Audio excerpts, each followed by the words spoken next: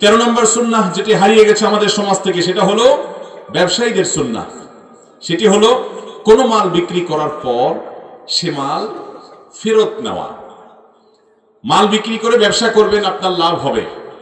আর যদি ক্রেতা যৌক্তিক কোনো কারণে আপনার মালের কোনো পরিবর্তন করা ছাড়া যদি আপনার কাছে ফেরত দিতে নিয়ে আসে, তাহলে সেটা চেঞ্জ বা ফেরত দিয়ে তার মূল্য তাকে পরিশোধ করে দিবেন। এর কারণে একটি সুন্নাহ জিন্দা হবে এবং সুন্নাহ জিন্দা করার সব আপনি লাভ করবেন। ব্যবসা দুনিয়ারটা না হলো আখিরাতেরটা হবে ইনশাআল্লাহ। ইমানদার ব্যবসায়ী সেই কাজটা করবে। আমাদের ব্যবসায়ী ভাইরা মাল বিক্রি করার পর যদি ফেরত দিতে কেউ আনে, ফেরত তো দূরের কথা, চেঞ্জ করতে আনলেও আমরা নানা রকম টালবাহানা করি। অনেক সময় দেখা যায় একই মাল, একই দামের মাল, যেহেতু চেঞ্জ করতে আনছে ভদ্রলোক, ওই চান্সে তার কাছ থেকে আরো অতিরিক্ত টাকা দাবি করি, অযথা তাকে হয়রানি করি, পেরেশান করি, অতিরিক্ত মূল্য তার কাছ থেকে নেই। অথচ নবী সাল্লাল্লাহু আলাইহি ওয়াসাল্লামের গুরুত্বপূর্ণ একটা সুন্নাহ হলো বিক্রিত মাল ফেরত নেওয়া। আপনি সবসময় না পারেন যে আপনার মালে পরিবর্তন করে ফেলেছে অথবা নষ্ট করে ফেলেছে বা এটা মূল্যমান কমিয়ে দিয়েছে, তারটা ভিন্ন কথা।